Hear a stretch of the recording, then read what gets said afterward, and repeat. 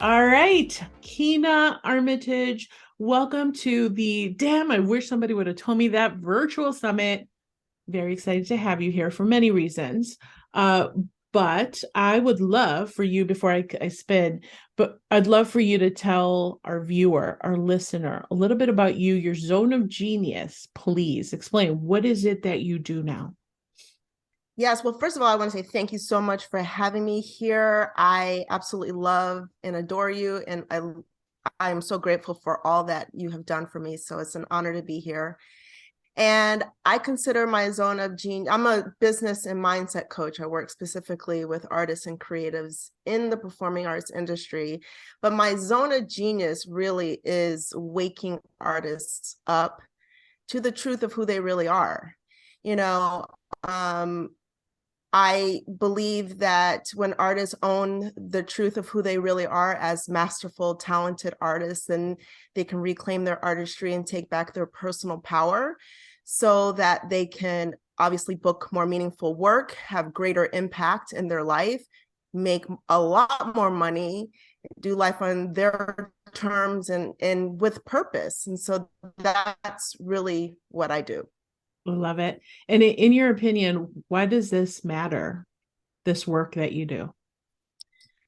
So I always knew, like at a deep gut level, that what artists do really matters, but it really solidified in 2020, right? March of 2020, when the whole world shut down, the entire world turned to artists and said, make us laugh, sing Mm. us a pretty song, create some beautiful artwork, get on your balcony in Italy and play beautiful violin music for us. Do whatever you can to help take away this pain and the suffering. And everyone turned to us to do that. And so that really lit a fire under me even more, because I'm just like, we saved the world from doom. Yeah. Oh my God. That's so powerful because I recalled the video that I saw. I think it was in Italy, where just people are Yeah. squirreled away in their flats, and you had some guy in the violin and this. I literally get chills just even saying that. And he was Yeah. playing, and I was watching, and I'm like, it brought me to tears. I'm like, this is so beautiful. It's like Yeah. literally elevating the vibration, which is any artist, anybody in the performing arts, to give that gift and to influence somebody's energy at that level is just really beautiful. So I love that. Exactly. Like, you literally brought that image right back. And yeah, that's super emotional for me because I'm like, God, I really felt the heart behind what he was doing. And it was just a beautiful moment that I saw. So thank you And for that. just thinking about the transformation that happened with all of those people who were able to witness his artistry and his mastery and what he was just giving, the beauty he was giving, and the love he was giving to the world. And so I just believe, like, how can artists, fall into the starving artist mindset when we do so much to elevate the vibration of the planet? I can really spin into this, but it seems so counterintuitive, right? Doesn't it seem counterintuitive to work in that space of fear and lack when what you give is love and joy And beauty, and absolutely. beauty? Like, it's so crazy to think Yeah. so opposite. So Well, I that's love, why I'm on a mission. Yeah. yeah, well, the work that you do is so important because that doesn't, it's like oil and water, that doesn't jive. Yeah. So thank you for that. That's beautiful. And okay, in your opinion, as somebody who has been in the entrepreneur space for a while now, what do you think is the thing that stops people from kind of really launching or getting off the ground, or maybe something that you've experienced that you can share at a macro level? I know we're going into the three tips, but just at a macro level. Yeah, I would say valuing your value, especially when you're just starting out and you're not making consistent money and no one believes in you except for this burning desire that you have inside of you. And then you start to think, like, am I crazy? Am I stupid? Who would really want this? Like, everybody can do this. So for sure, it would be valuing your value. So knowing how to value your value is super essential if you're going to move forward in your business. And if you're watching this, you're committed to that. So that's a really, really great tip. All right, so let us transition to the three. Damn, I wish somebody would have told me that. Tips. What is your tip number one in no particular order? Okay, tip number one in no particular order is get an effing coach. Mhm. Because, you know, we all have blind spots and we all have old paradigms that we're working from, and having a coach in your corner to help pull you out of those beliefs and stories that you tell yourself, like you're not good enough or you're not ready or like any of that stuff. Having a coach is invaluable. I don't know how people do it without a coach, to be honest with you. I agree. I agree. And Yeah, like really smart, successful people understand the value of coaching because let's face it, the best of the best have coaches. What Olympian absolutely. have you ever met that hasn't had a coach, or a performing artist, to your point, that hasn't had a coach, or multimillionaire that hasn't had a coach, or anybody that's a high performing individual hasn't had a coach? It just doesn't happen. So I love that. It's a great tip. Okay, Thank what you. about tip number two? Tip number two is to outsource your stuff before you're ready. I can attest to this. You know, I can attest to this.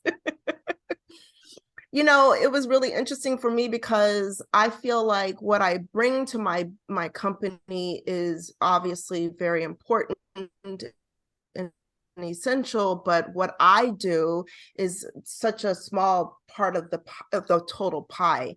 And so for a really long time, and thankful, I'm so grateful for you. I made it seem like there was something wrong with me because I couldn't do it all. And you were like, it's about the who, not the how. And I'm like, oh. So really, I would say the biggest gift I got from working with you among so many is understanding get the who, find the who. Mhm. That's, you know, don't do the how. Mm-hmm. I love that. Yeah, so so important. And that is something that bogs people down a whole lot, feeling that they have to do everything themselves, you know? And you could kind of see the white knuckling that happens, like, I gotta figure it out. No, you actually really don't.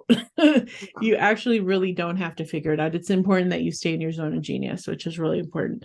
And Okay, I would what say like the biggest, like the thing, the linchpin for me is if it's like I'm not able to move the needle forward at all, like I just can't seem to get any kind of momentum behind whatever it is I'm working on, and it's really hard and makes my brain hurt, then for me, that's an indication that I'm out of my zone of genius and I really need to find a who.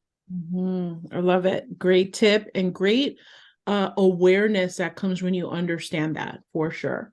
Okay, what about tip number three? Tip number three is, this is obviously a work in progress for me, but slow and steady wins the race. You know, we see so many people who talk about, I had a $3 million day or whatever, you know, and you think they're overnight successes, but really what I have found is if you can do just a little bit at a time, you know, regardless of what's going on, just 1%, 10%, if you just keep going, don't quit, and just surrender to the process. That is my biggest advice, because eventually you're going to look back and you're going to be like, oh, wow, look at all the things that I did. You're like, I have been doing some stuff. Yeah.